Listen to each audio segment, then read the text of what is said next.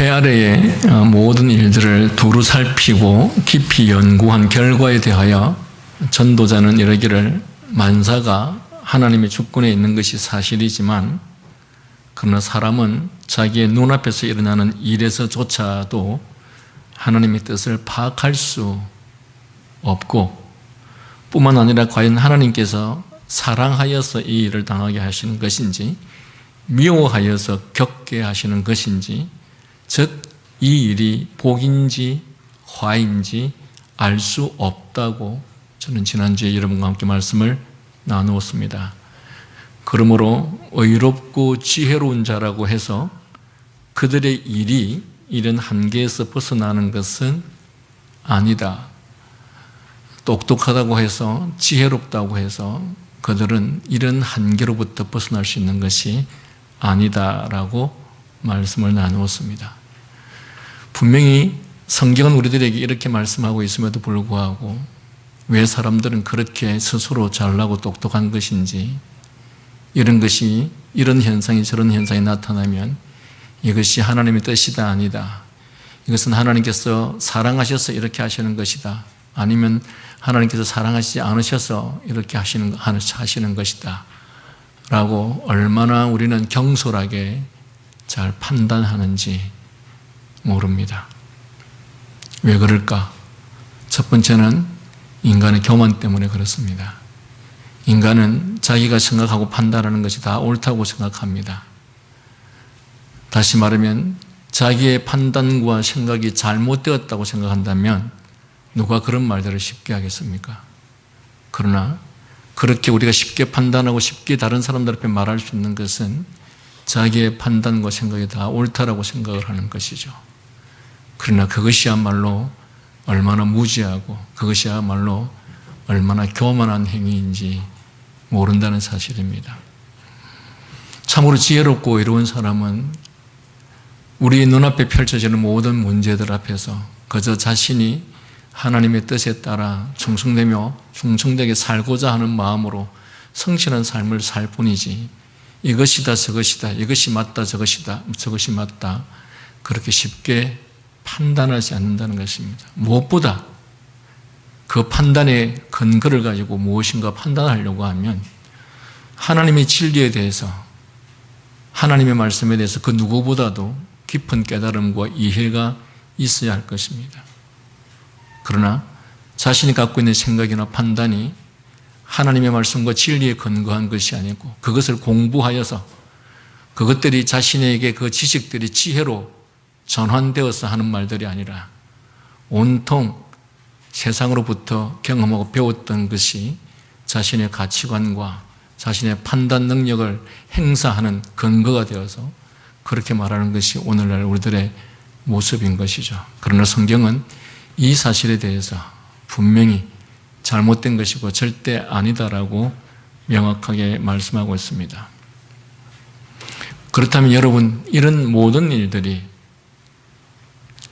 하나님께서 사랑하여서 이 일을 당하게 하는 것인지 미워하여 겪게 하시는 것인지 이 일이 복인지 화인지 어떻게 모든 사람에게 이런 일들이 구별 없이 일어나는 것인가?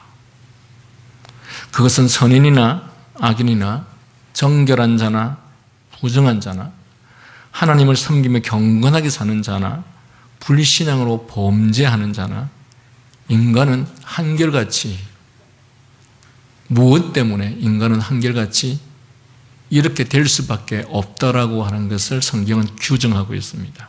그것은 인간은 한결같이 마음에 악이 가득하여 평생토록 그 마음 가운데 온갖 미친 마음을 품고 살다가 후에는 죽은 자에게로 갈 뿐이다 라고 말합니다.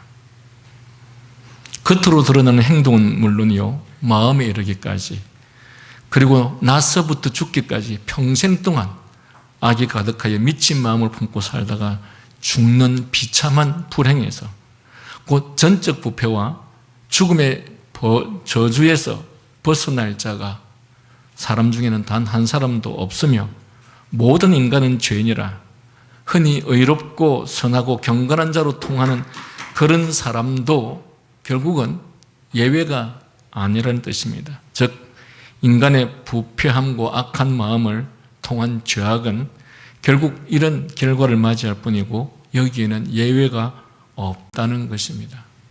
여러분, 성경이 이렇게 말함에도 불구하고 제가 여러분에게 수도 없이 강조하듯이 나는 그렇게 악하게 살지 않았다. 또 내가 아는 누구는 그렇게 악한 사람이 아니다. 그래서 어떤 사람이 마치 억울하게 죽는 것 같으면 어떻게 그렇게 선한 사람이 억울하게 죽을 수 있느냐? 그렇게 어떻게 죄가 없는 어린아이들이 그렇게 죽을 수 있느냐? 그래서 이 세상이 마치 잘못된 것 같고 하나님이 계시면 어떻게 이럴 수 있느냐? 라고 말합니다. 여러분, 그러나 오늘 오후에도 타락의 범위에 대해서 그런 말씀을 나누겠지만 여러분, 인간은 죄로 말미암아 부패한 존재들입니다. 전적으로 타락한 존재들입니다. 이 세상에 우리의 눈에 보기에 어떻게 저렇게 선한 사람이 오래 살 수 있고 어떻게 저렇게 악한 사람이 저렇게 오래 살 수 있고 악한 사람이 저렇게 잘 될 수 있으며 저렇게 선한 사람이 고통을 당하며 선한 사람이 괴로움을 겪는가? 그것은 여러분의 생각일 뿐입니다. 여러분이 무엇을 얼마나 아신다고 어떤 사람이 선하다, 어떤 사람은 악하다라고 말할 수 있습니까?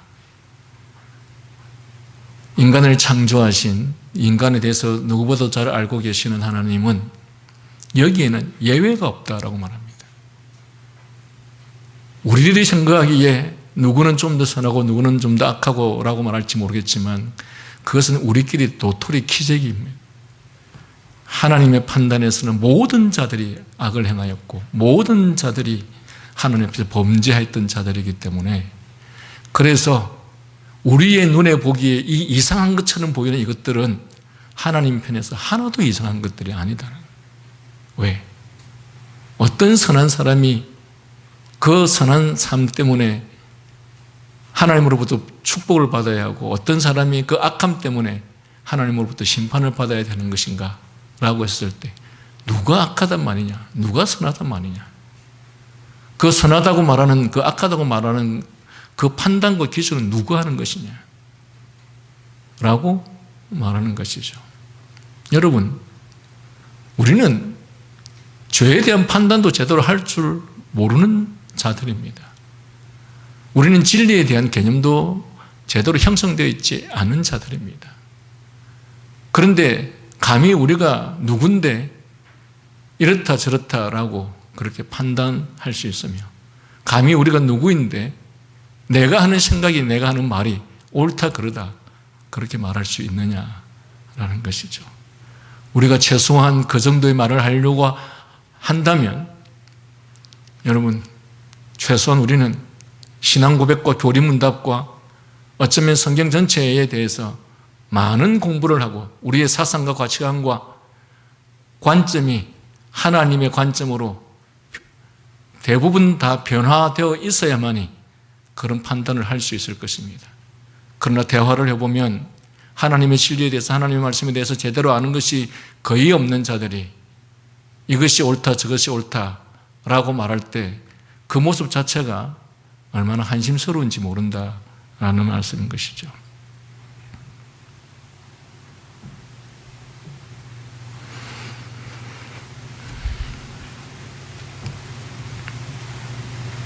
그래서 이런 모든 현실들 앞에서 이런 사실을 확인한 전도자는 고나여 말하면서 9장 7절에 너는 가서 기쁨으로 내 식물을 먹고 즐거운 마음으로 내 포도주를 마실지어다. 이는 하나님이 너희 하는 일을 벌써 기쁨으로 받으셨습니다 라고 말하는데 이 말은 모든 사람은 조만간 다 죽게 될 것이고 일단 죽음의 영적인 음부의 문턱을 넘고 나면 죽고 난 이후에는 또다시 이 해아래 역사에 참여할 길이 없으므로 해아래 인생의 그 어떤 일에도 다시 참여할 기회가 없을 것이므로 살아있는 동안에 힘써 열심히 살고 노력하라고 권하는 말씀입니다.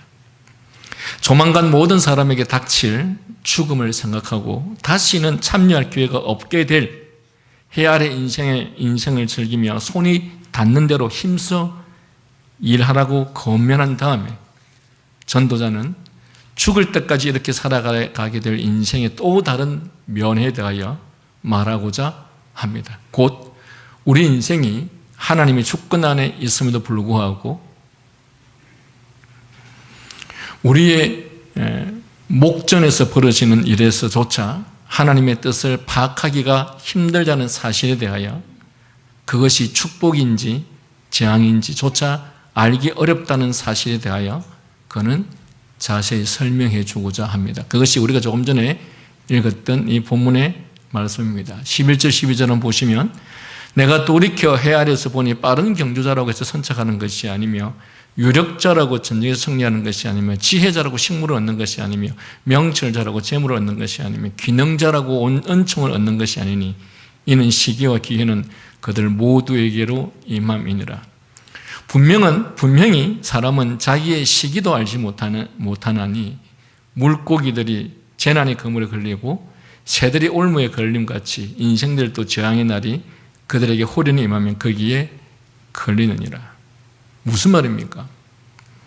걸음이 빠르면 경주에서 이겨야 되지 않습니까? 근데 왜 걸음이 빠른데 경주에서 이기지 못합니까? 힘 있는 용사면 전쟁에서 이겨야 되지 않습니까? 근데 왜 힘 있는 용사가 전쟁에서 이기지 못하는 것입니까? 지혜가 많으면 유복하게 살아야 되지 않습니까? 그런데 왜 지혜가 많은 자가 유복하게 살지 못합니까?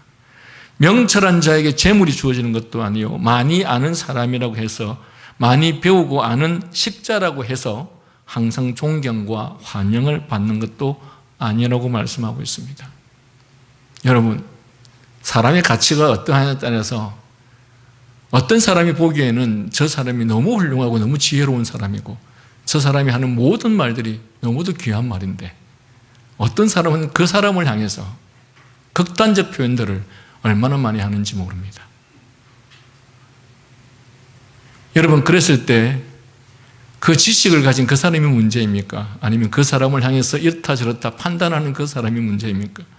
사람들은 그 사람을 향해서 이렇게 저렇게 판단하는 그 사람이 자기가 문제라고 생각하지 않고 자기가 옳다라고 생각하고 오히려 많은 지식을 가진 그 사람이 그 지식이 없는 자에게 무시를 당하고 멸시를 당하고 이상한 사람으로 취급받는 일들이 오늘 우리의 현실 앞에서는 너무도 많이 일어나고 있습니다.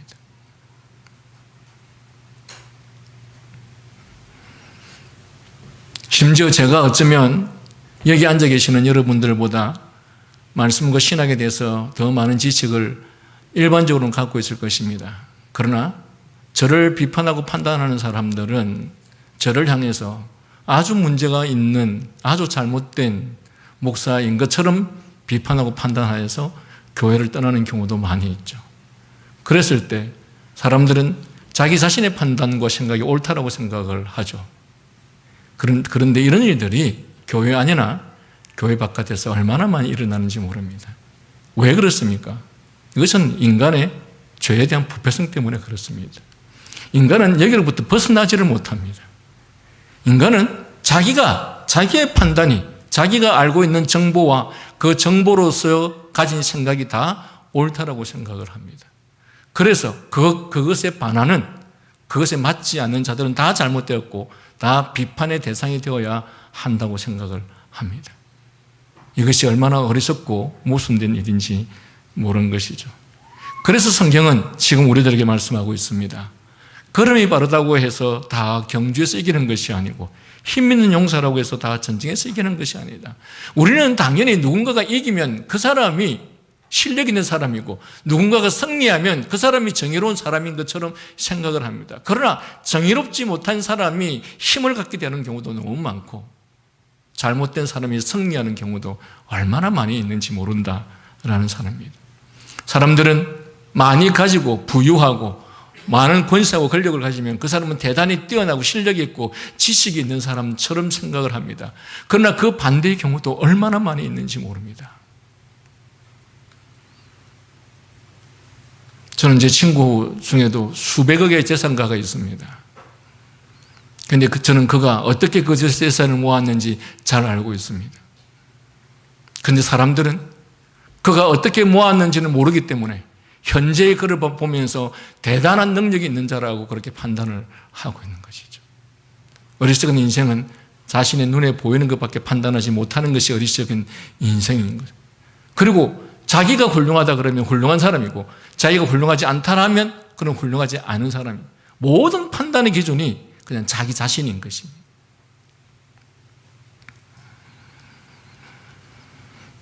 이처럼 현실이 우리의 상식적 기대, 일반적 원칙에서 벗어나는 이유에 대해서 설명하기를 모든 일이 시기와 기회와 기회에 따라 일어나기 때문이라고 성경은 말하고 있습니다. 시기는 하나님께서 만사를 그 정하신 때에 따라 행하시는 그 때를 가리키며, 따라서 시기는 하나님께서 정하신 때이기 때문에 반드시 일어날 수밖에 없는 필연을 가리키는 표현입니다. 그리고 반면 기회라는 것은 이럴 수도 있고 저럴 수도 있고 올 수도 있고 안 올 수도 있는 것으로서, 그것은 사실은 기회라는 것은, 인간에게 주어진 이 기회라는 것은 우리들에게는 기회이지만 또 우리들에게는 이 기회라는 것이 사실은 우연이죠. 그죠? 사실 이 표현은 원래 이전 성경에서는 시기와 우연이라고 그렇게 표현하고 있습니다. 근데 지금 번역에서는 시기와 기회라고 번역하고 있는데, 이 우연이라는 표현 속에는 기회라는 뜻도 있다라고 하는 것이 원래 성경이 가진 표현이에요. 그런데 지금의 성경은 아예 그냥 기회라고 번역을 바꿔서 이 해석의 범위를 훨씬 더 좁혀 놓았는데, 어쨌든 우연이나 기회 이 모두 이것들이 의미하는 바가 무엇입니까? 이것들은 올 수도 있고 안 올 수도 있는 것. 그러나 우리 편에서는 우연이고 기회일지 모르겠지만 하나님 편에서는 이 모든 것들이 필연입니다. 하나님 편에서는 올 수도 있고 안 올 수도 있는 게 아니죠. 하나님은 당신의 뜻과 계획에 따라서 모든 것들이 다 이루어지기 때문에 그래서 필연입니다. 그러나 우리의 관점에서 볼 때는 그것은 기회이기도 하고 우연이기도 한 것이라는 것입니다. 그래서 인간의 편에서 볼 때 이 기회라고 하는 것, 우연이라고 하는 것은 올 수도 안 올 수도 있는 그런 뜻으로, 기회란 유동적인 것으로서 장담할 수 없다는 것입니다. 세상 일이 모든 것이 필연에 따라 기계적으로 진행된다면 걸음이 빠른 자가 항상 경주에서 이기고 힘센 자가 언제나 싸움에서 이겨야 되죠. 맞습니까? 세상의 모든 일이 이 필연에 따라서, 필연에 따라서 기계적으로 일어나는 일인다면 걸음이 빠른 자는 당연히 우승을 해야 되죠. 그리고 힘센 자가 반드시 싸움에서 이겨야 되는 것이죠. 그러나 하나님께서 지어진 이 세계는 이럴 수도 저럴 수도 있는 우연 또는 기회라는 방식으로 이 세상이 진행되고 있는 것을 볼 수 있습니다. 기회라고 하는 것은 미리 예측할 수 있는 것이 아니죠. 기회라고 있는가 하는 것은 와봐야 아는 것입니다. 그렇기 때문에 우리는 기회가 올 때에 그 기회를 붙잡으라 이렇게 말하는 것이죠. 다시 말하면 기회 또는 우연이라는 것은 종잡을 수 없고 주어지면 받고 주어지지 않으면 받을 수 없는 형식 또는 방식으로 하나님께서 인간에게 역사하시는 것입니다. 왜 그럴까? 하나님께서는 모든 것이 필연에 의해서 힘센 자는 반드시 승리하고 지혜로운 자는 반드시 부유한 사람이 되어야 되고 이런 방식으로 취하면 얼마나 좋을까? 그런데 하나님께서는 모든 것들을 그런 방식으로 행하시지 않고 이 우연이라는 방식으로, 기회라는 방식으로 이렇게 주어져서 사람들이 종잡을 수 없게 하시는 이유가 무엇일까? 세상의 주권자이신 하나님께서는 왜 그런 방식으로 세상을 다스리는 것일까? 저는 이전에 여러분에게 이 부분에 대해서 답을 분명히 드렸는데 혹시 알고 계시는 분 계십니까? 왜 하나님께서는 세상을 이렇게 종잡을 수 없는 방식으로 행하는 것일까? 지혜가 많으면 학식이 뛰어나서 돈을 많이 벌고 권력을 잡아야 하는 것이고, 빠른 경제자라면 반드시 그가 1등을 해야 하는 것이, 그것이 우리가 생각하는 바인데 왜 하나님께서는 이렇게 기회와 우연이라고 하는 방식을 통해서 우리가 종잡을 수 없는, 판단할 수 없는 그런 방식으로 세상을 다스리는 것일까?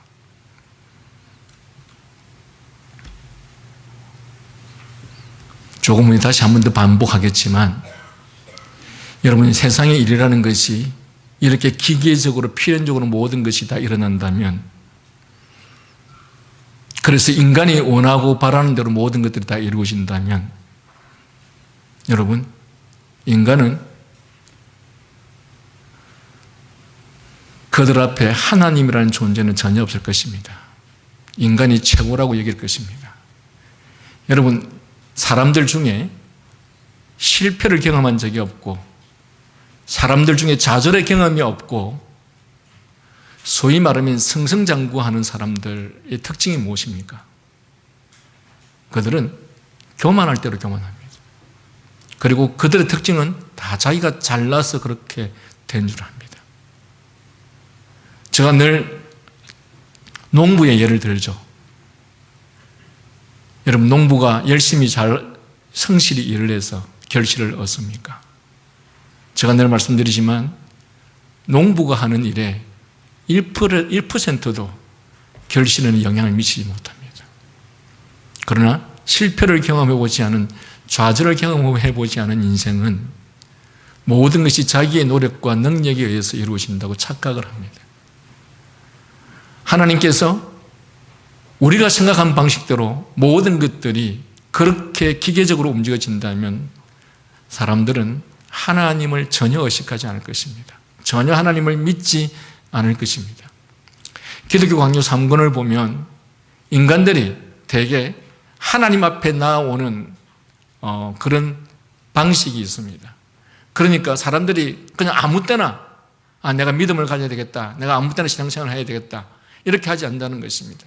물론 모든 사람에게 그렇게 적용되는 것은 아니지만 보편적으로 사람들이 하나님께 나아오고자 하는, 믿음을 가져야 되겠다라고 하는 그런 경우는 거의 대부분 그가 깊은 좌절과 실패와 고통과 고난을 경험했었을 때, 다시 말하면 자신이 의지하고 바랄 것이 없었을 때, 그때야 비로소 하나님을 찾게 되는 것이 보편적 방식입니다. 여러분, 인간은 이렇게 되지 않는 이상 인간은 하나님을 찾지 않는다는 것입니다. 하나님께서 왜 우연이라는 방식으로, 기회라는 방식으로 세상을 다스리신지 아시겠습니까? 왜 착한 사람이 부자로 살고 악한 자가 가난하게 사는 이런 현실이 일어나지 아니하고, 왜 이렇게 세상이 뒤죽박죽 되는 세상이 일어나느냐? 모든 것이 인간의 뜻대로 다 되어진다면 거기에는 하나님의 존재가 필요가 없습니다. 하나님을 의지할 필요도 없고, 하나님을 믿을 필요도 없고, 하나님께 나아가 그를 구할 필요도 없습니다. 그러나 이렇게 세상의 일들이 인간의 뜻대로, 인간의 생각대로 되어지지 않는, 어떤 면에서 어떻게 이렇게 불공정한, 불의한 세상이 있을 수 있는가라는 생각을 하게 되는 이 과정 속에서 인간은 하나님을 찾게 된다라고 하는 것입니다.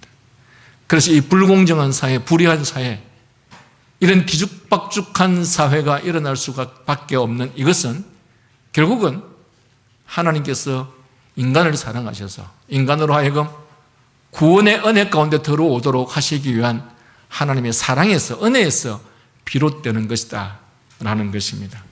그러나 사람들은 이런 것들을 하나님의 은혜라고 생각하지 않습니다.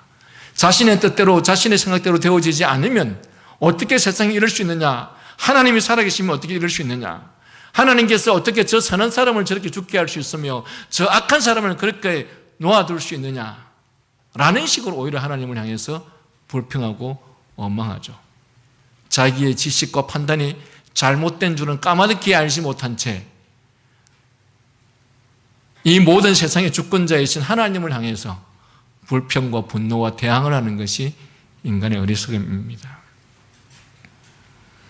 12절에서 이어서 이렇게 표현합니다. 분명히 사람은 자기의 시기도 알지 못하나니 물고기들이 재난의 그물에 걸리고 새들이 올무에 걸림같이 인생들도 재앙의 날이 그들에게 홀리는 임하며 거기에 걸리게 될 것이다.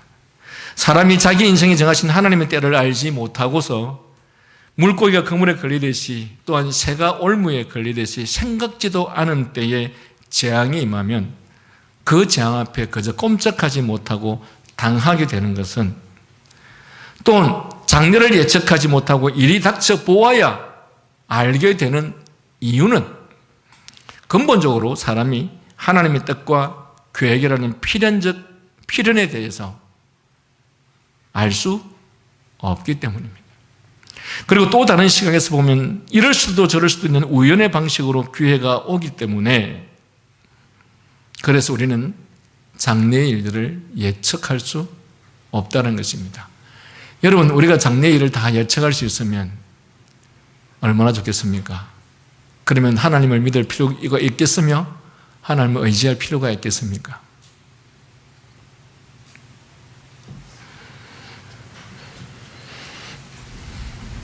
이런 우연성 또는 기회 때문에 겪게 되는 뜻밖의 일들에 대해서 전도자는 이어서 12절에서 18절까지의 말씀을 통해서 말씀하고 있습니다. 제가 읽습니다. 내가 또 해 아래에서 지혜를 보고 내가 크게 여긴 것이 이러하니 곧 인구가 많지 아니한 어떤 성읍에 큰 왕이 와서 그것을 애워싸고 큰 흉병을 쌓고 치고자 할 때에 그 성읍 가운데 가난한 지혜자가 있어서 그의 지혜로 그 성읍을 건진 그것이라. 그러나 그 가난한 자를 기억하는 사람이 없었도다. 그러므로 내가 이르기를 지혜가 힘보다 나으나 가난한 자의 지혜가 멸시를 받고 그의 말들을 사람들이 듣지 아니한다 하여노라. 그러나 분명한 것은 조용히 들리는 지혜자들의 말들이 우매한 자들을 다스리는 자의 호령보다 나으니라. 지혜가 무기보다 나으니라.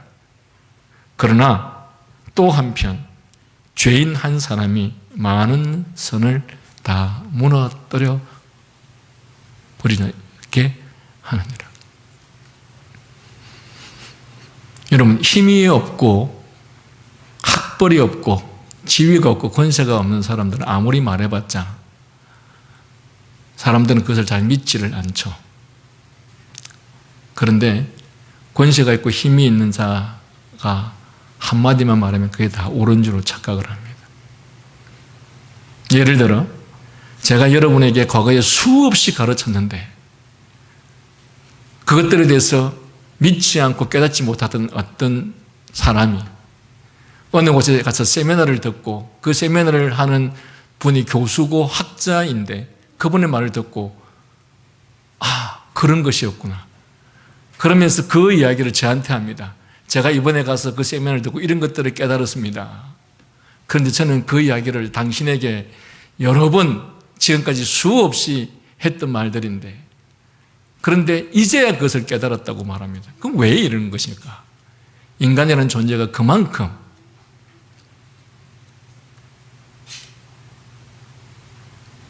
이렇듯 눈에 보이는 외적인 것에 영향을 받는 존재라는 것이죠. 그래서 이 성읍에 가난한 지혜자가 그의 지혜로 성읍을 건지게 되었지만 그러나 그 가난한 자를 기억하는 사람이 없다. 얼마나 불공평합니까? 그죠? 한편 전도자는 그가 겪게 된 뜻밖의 놀라운 일에 대하여 지혜라고 하는 것이 얼마나 대단한 힘을 발휘하고 있는지 경험한 것에 대해서 말하고자 합니다.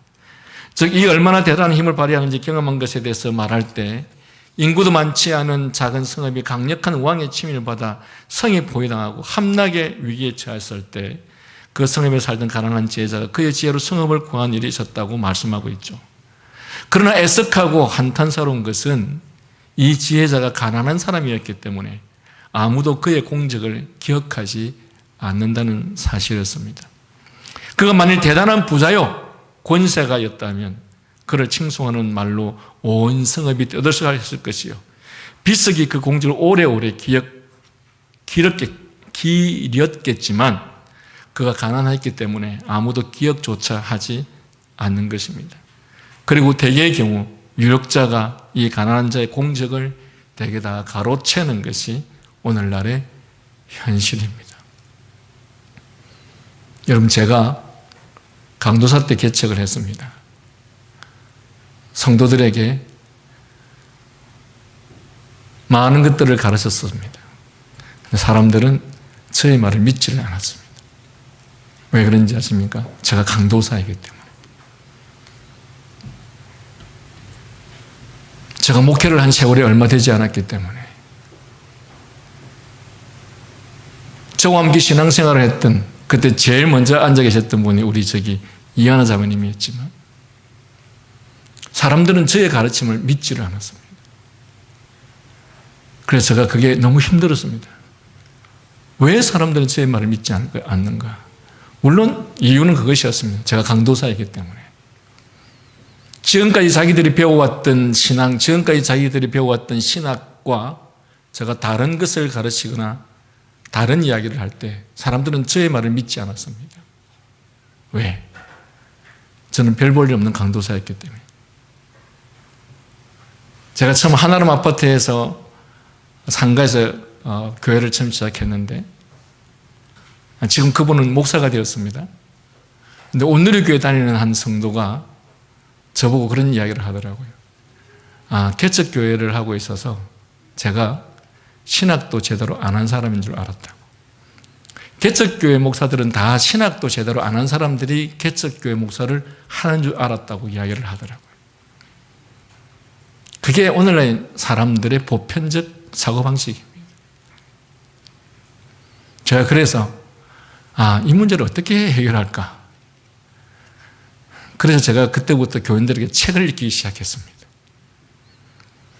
소위 저명한 신학자들이 쓴 책을 성도들에게 함께 읽힘으로써 우리 강도사가 하는 말이 이 교수가 쓴 책에는 똑같은 말을 하고 있구나. 그러면서 저에 대한 신뢰를 하나씩 굳혀가게 되었던 것 같습니다. 제가 그 당시에 정말 책을 많이 읽겠습니다. 수십 권의 책을 읽겠습니다. 여러분, 인간이라는 존재는 이렇습니다. 모든 것들을 외적으로 평가하는 것이죠. 그래서 이 가난한 지혜자는 그렇게 위대하고 훌륭한 일을 했음에도 불구하고 소위 말하면 인정도 받지 못하고 존경도 받지 못하는 그런 존재가 되었던 것입니다.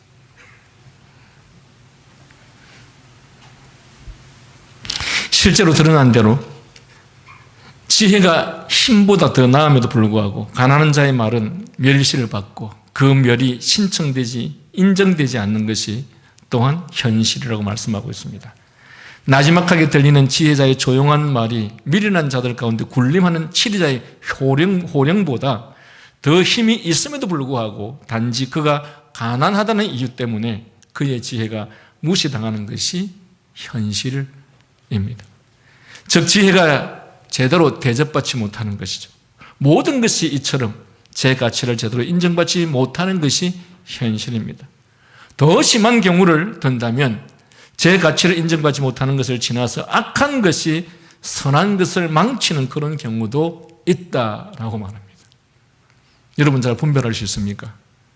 선한 것이 악을 물리치게 하는 것인지 지금 악한 것이 선을 망치게 하는 것인지 분별할 수 있습니까? 세상에는 이런 일들도 얼마나 많이 일어나는지 모릅니다.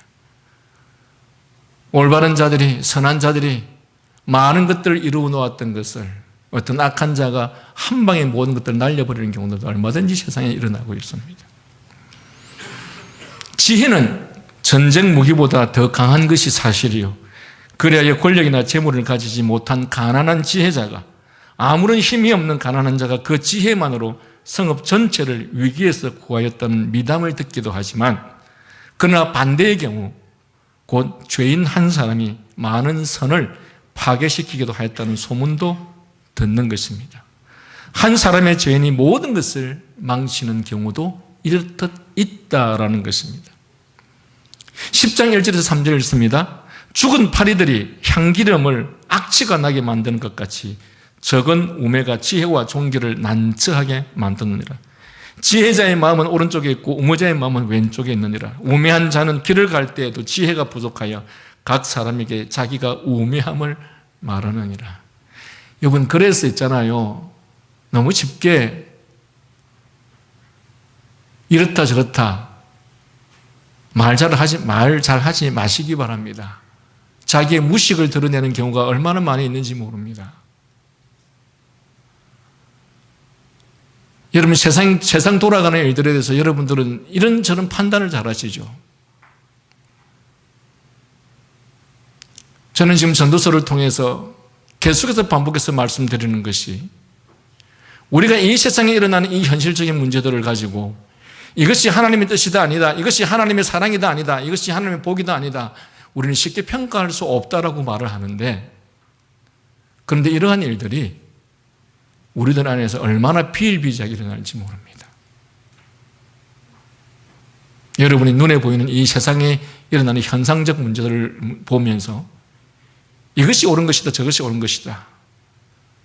여러분, 제대로 판단을 짓습니까? 네, 제대로 판단한다고 생각하니까 그렇게 자신 있게 스스럼 없이 말하죠. 제가 언젠가 이 전도서 말씀을 전하면서 이런 말씀을 드린 적이 있습니다. 여러분은 여러분 자신을 잘 아십니까? 사람들은 자신에 대해서 이렇듯 저렇듯 나름대로 평가하고 있습니다. 그런데 그 평가와 다른 사람들이 자기를 바라보는 평가는 전혀 다를 수 있습니다. 그런데 어리석은 인생들은 자기가 자신을 판단하고 평가하는 것이 올바르다고 생각합니다. 그래서 함부로 말합니다.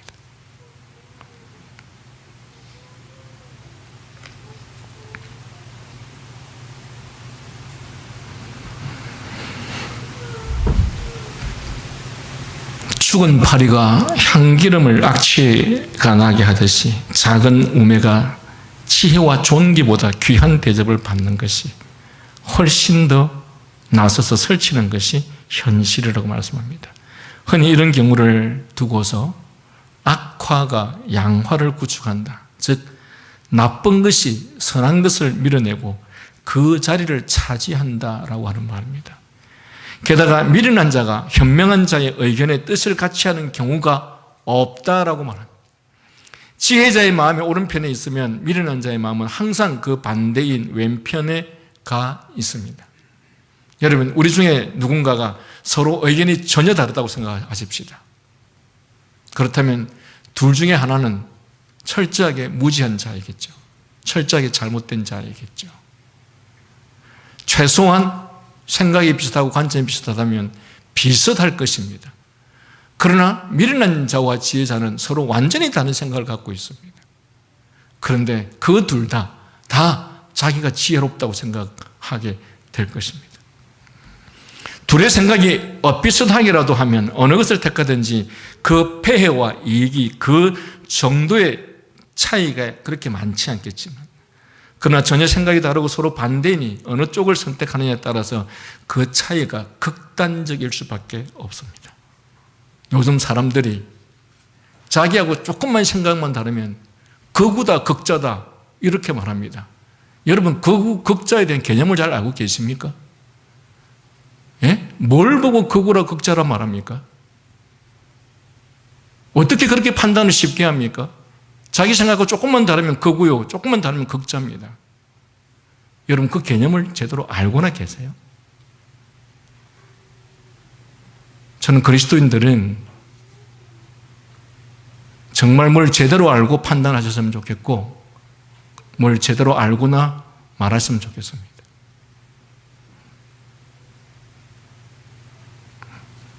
세상 사람들이 하는 것과 조금도 다르지 않게, 세상 사람들이 판단하는 것과 조금도 다르지 않게 그런 식으로 쉽게 판단하고 말하는 이것이 얼마나 위험스러운 행동인지 모릅니다. 목회자들이 이 전도서 설교를 잘 안 합니다. 왜? 전도서가 너무 어렵기 때문에. 저도 훌륭해서 전도서를 설교를 하는 것이 아니라 훌륭한 스승님의 도움이 있었기 때문에 전도서를 설교를 할 수 있게 된 것이죠.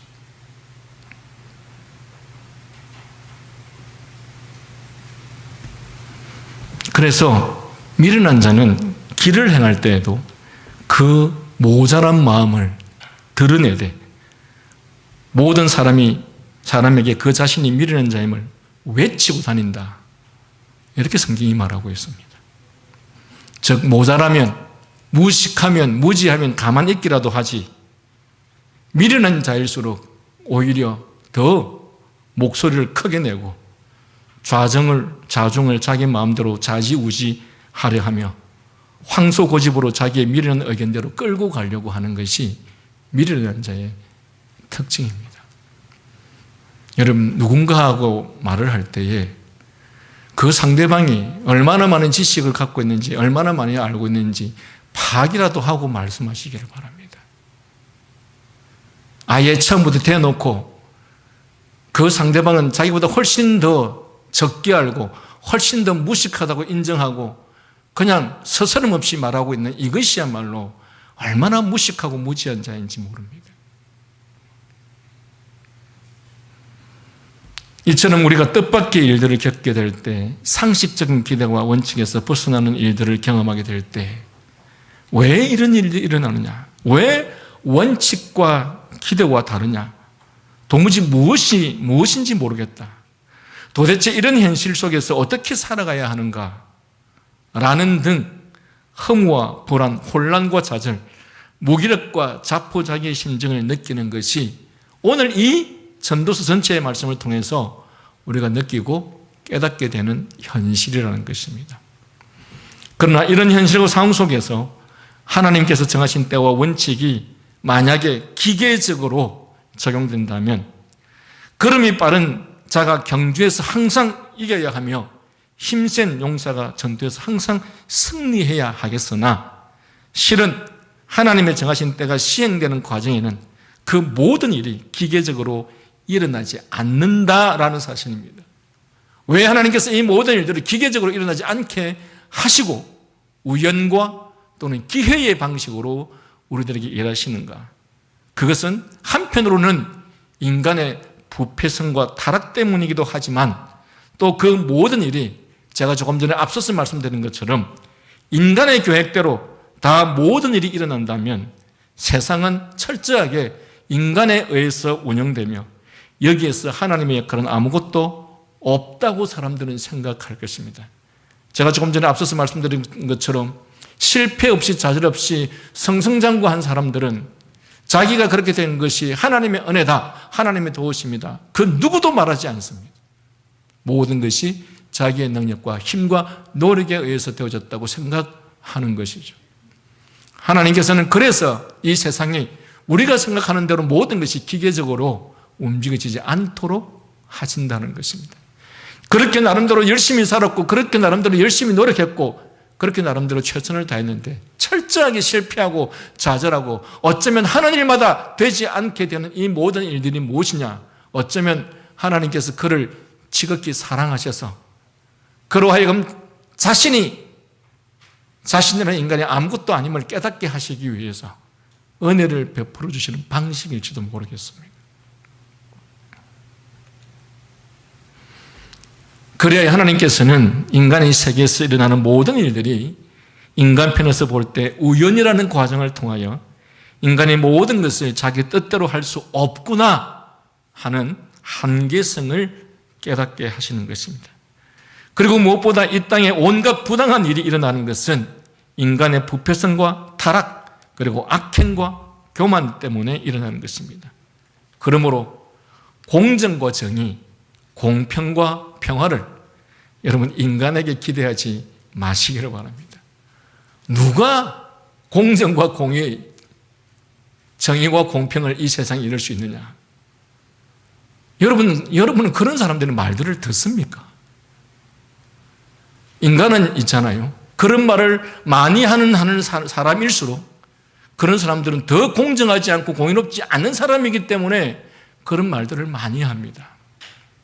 저는 노예에서 이런 말을 많이 듣습니다. 어떤 목사님이 나는 노예에서 정치하지 않는다 그런 말을 많이 하거든요. 근데 그 사람이 정치 제일 많이 해요. 근데 왜 정치하지 않는다는 말을 많이 하는지 아십니까? 많이 하기 때문에 그것을 숨기기 위해서 정치하지 않는다고 이야기합니다. 공의를 많이 외치고 정의를 많이 외치는 사람은 오히려 그가 공의롭지 않고 정의롭지 않기 때문에 사람들 앞에서 자신을 그런 식으로 위선적으로 표현하는 것이죠. 나의 공의롭지 못함을, 나의 공정하지 못함을 나의 이 표현을 통해서 사람들을 믿게 하려고.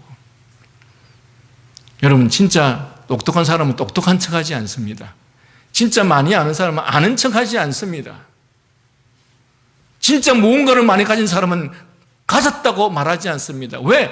말하지 않아도 사람들이 다 내가 가진 것을 알기 때문에 그런 것이죠. 지식 있는 사람은 내가 많은 지식을 가졌다 말하지 않습니다. 왜? 그렇게 말하지 않아도 사람들이 나를 보면서 저 사람 정말 지식이 있구나 알기 때문에. 없기 때문에 그것을 커버하기 위해서 자꾸 내가 이런 사람이다 라고 말을 하는 것이에요.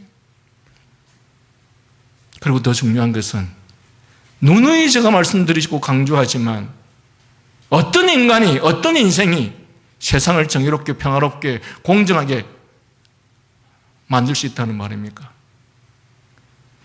여러분은 교리를 많이 이야기하죠. 교리에 그렇게 말을 하고 있습니까? 교리는 철저하게 인간은 전적으로 부패하고 타락하여 그 마음의 생각의 계획이 항상 악할 뿐이고 만물보다 부패한 것이 인간의 마음이라고 말하는 것이 교리가 말하는 것이에요. 그런데 인간이 그것도 하나님을 경외하지 않는 자들이 하는 그 말들을 여러분은 믿습니까? 여러분, 인간은 그것을 할 수가 없습니다. 하나님만이 그 일을 하실 수 있는 것입니다.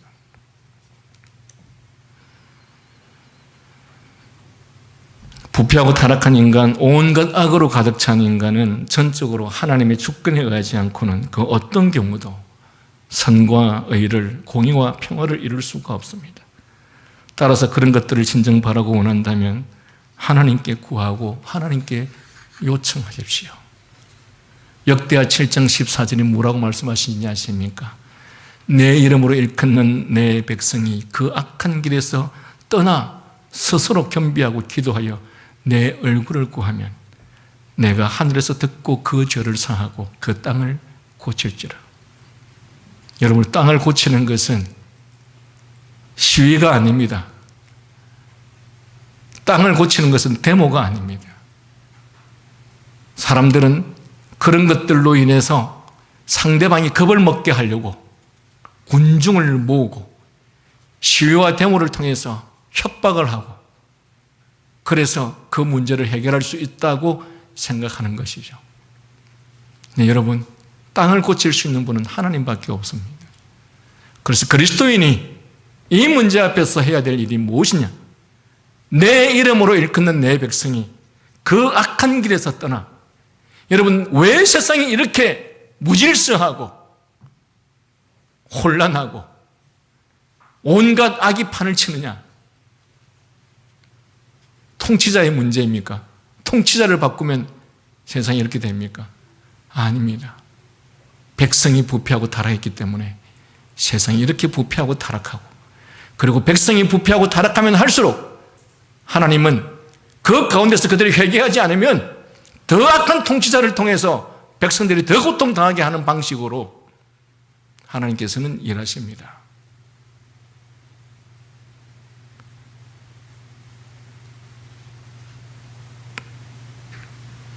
이스라엘이 부패하고 타락했을 때 그들은 왕을 바꾸는 선택을 하죠. 왕을 바꾸면 세상이 달라질 것이라고. 하나님은 이스라엘 백성이 부패하고 타락하여 우상을 섬기며 하나님을 떠났기 때문에 무능하거나 악한 통치자를 세워서 그들이 더 많은 고통을 당하게 만들고, 그리고 심지어는 전쟁을 통해서 처절한 고통을 당하게 하는 방식으로 이스라엘을 심판하셨던 것입니다. 여러분, 백성들이 내 이름으로 일컫는 내 백성이 스스로 겸비하여 기도하여 그 얼굴을 구하고 그리고 그 죄에서 떠나면 하나님은 우리가 가만히 있어도 정말 하나님의 말씀과 뜻에 순복하는 공정하고 의로운 통치자를 세워서 우리로 하여금 평화로운 인생을, 평화로운 삶을 살게 할 것입니다. 그러나 백성이 부패하고 타락한 이상 그 무엇을 바꿔도, 물론 그 바꾸는 것도 인간이 바꾸는 것이 아니죠. 하나님께서 그런 자들을, 그런 통치자를 세우는 것이죠.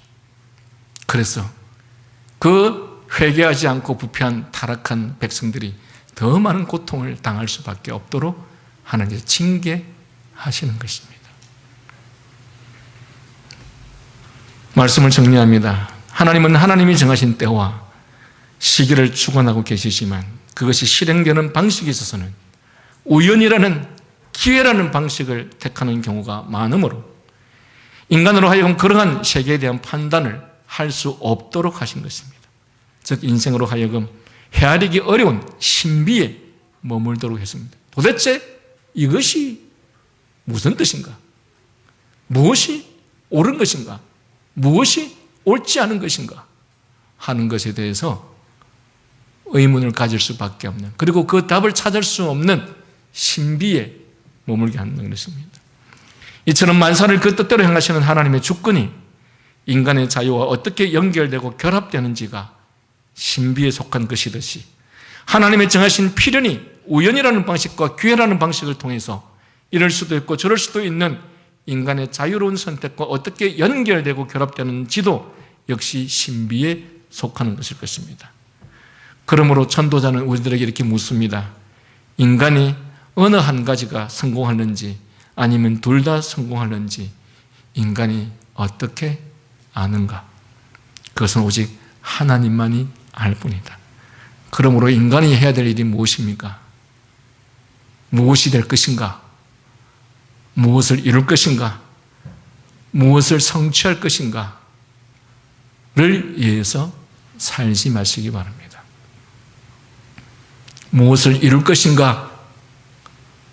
무엇이 될 것인가? 를 위해서 살면 여러분은 하나님 말씀에 순종할 수 없습니다. 하나님의 뜻대로 살 수 없습니다. 왜? 그것이 되어야 하기 때문에, 그것을 가져야 하기 때문에, 그것을 이루어야 하기 때문에, 그래서 하나님의 법에 따를 수가 없습니다.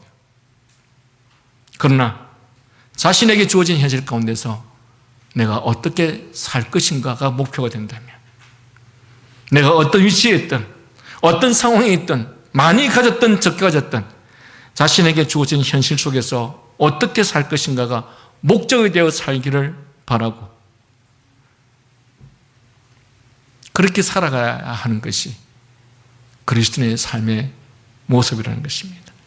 하나님께서 인간들에게 인간이 다 알지 못하도록 신비에 남겨 두신 그것들을 인간이 자꾸자꾸 알려고 판단하려고 하지 말라는 것입니다. 즉 현상적인 것을 보고서 이것이 하나님의 뜻이니 저것이 하나님의 뜻이니, 이것이 하나님께서 사랑하셔서 행하신 것이니 저것이 하나님께서 사랑하셔서 행하신 것이니 라고 함부로 판단하고 주장하지 말라는 것입니다. 진정한 신실한 그리스도인이라면 모든 것을 하나님의 주권에 맡기고 여러분은 여러분의 주어진 현실과 상황 속에서 그래서 하나님의 백성으로서 최선을 다하면 됩니다. 그것이 오늘 이 말씀이 우리들에게 요구하는 말씀입니다. 기도하겠습니다.